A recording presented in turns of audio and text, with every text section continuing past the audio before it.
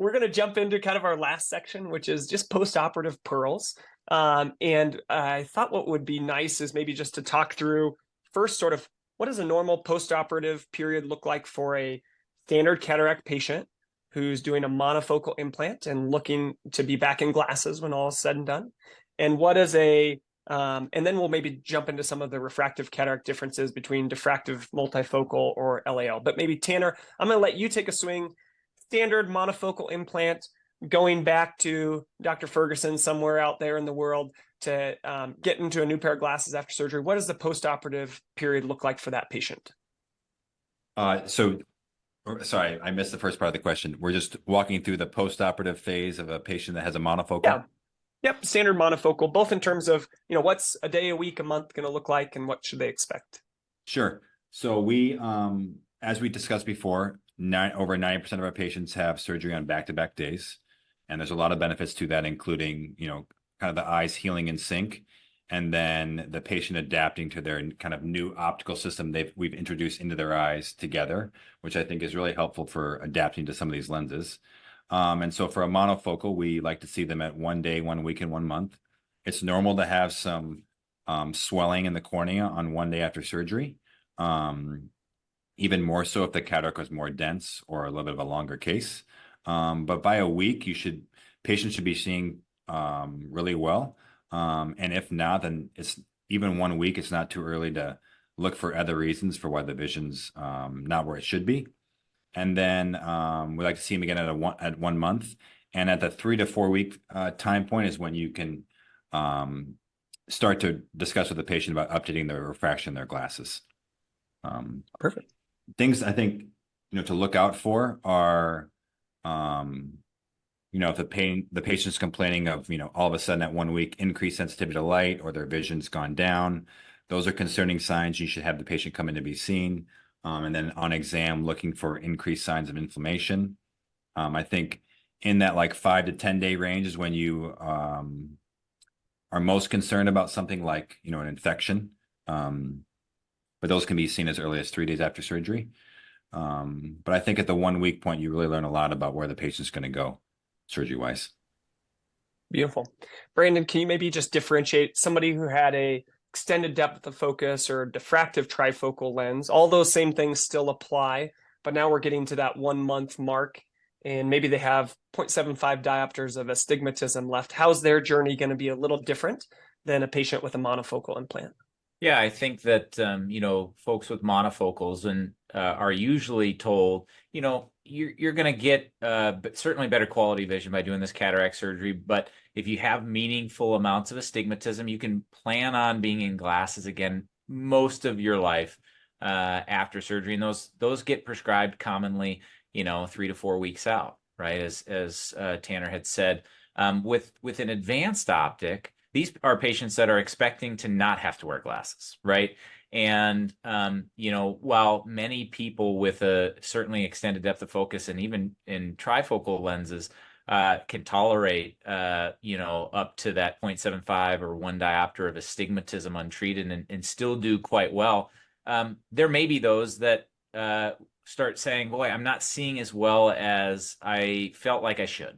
And so if those patients are back in, your office and they've got that little residual astigmatism, you can start talking to them about, what's the plan to address it, right? Because there needs to be a plan to address any residual prescription after cataract surgery, monofocal or not. Monofocal, the glasses are a given.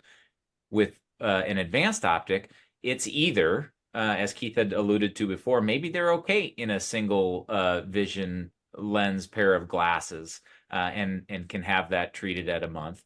But maybe there's somebody who says, well, I really want to be free as I can, and what's the plan for a touch-up? They may need a temporary pair of glasses and getting them to about a 3-month mark, right? So that's when the 3 months mark is usually when we start thinking about doing a fine tune, in which case we will commonly do an extra visit after the 3-month mark called an advanced visual analysis, where we really look at their tear film, their refraction to make sure everything else is healthy.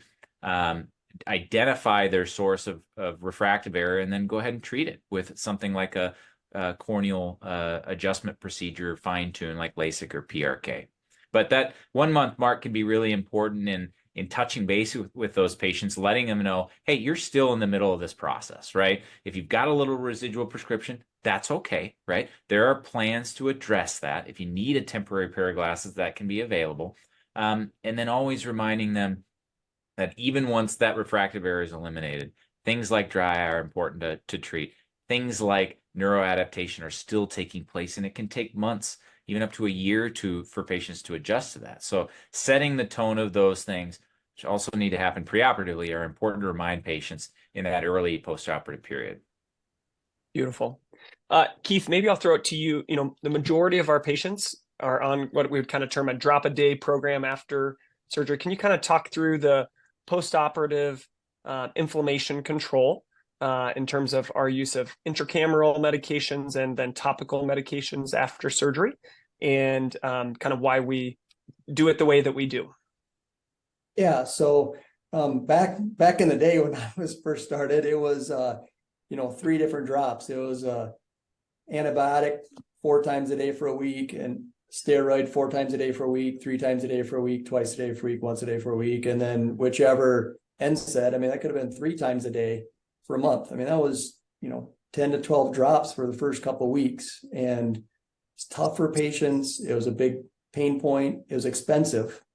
And then, probably maybe Russell, were you the one that started this, or was it even before you, where we started going to intracameral and yeah, when I was a fellow there, we had just switched to intravitreal triamcinolone and moxifloxacin and creating floaters for everyone.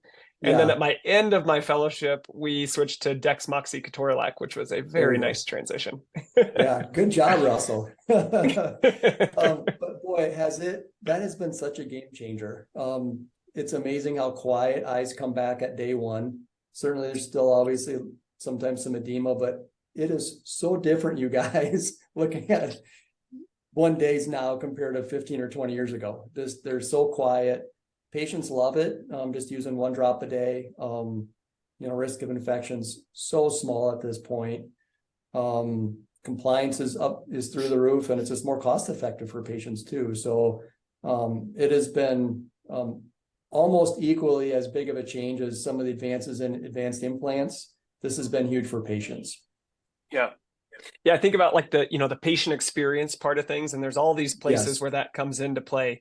IV free sedation, see and do, same day, next day, but drop a day has just been awesome for patients. And to take all 3 of those medicines, put it in 1 dropper, and they just know, hey, you gotta do it once a day. You can do it at the beginning of the day, the end of the day, middle of the day, whenever in the day, but you just got to get it in once a day.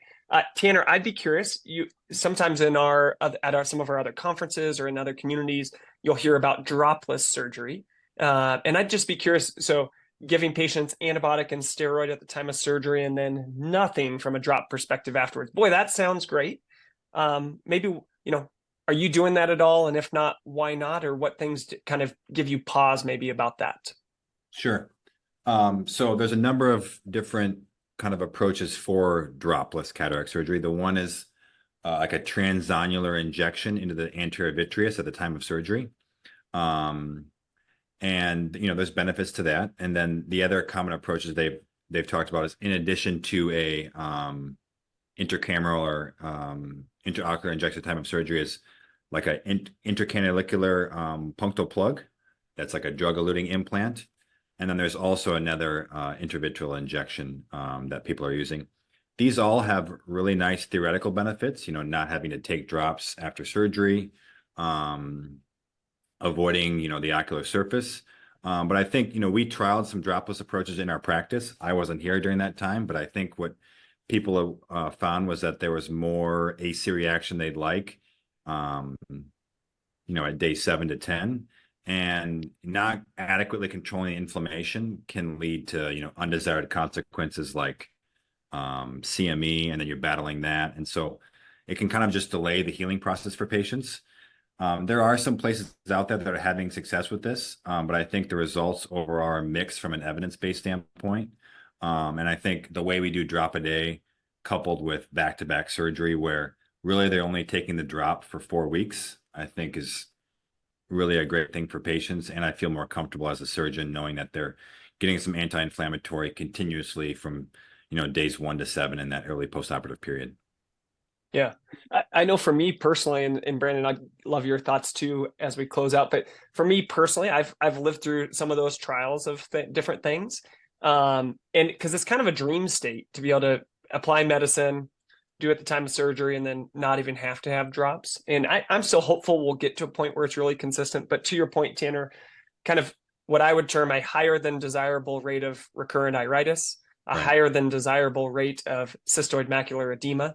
And then I think the other technique that you didn't describe that was commonly used and still sometimes is subtenon's Kinalog injection, which actually gives a nice prolonged yeah. anti-inflammatory effect.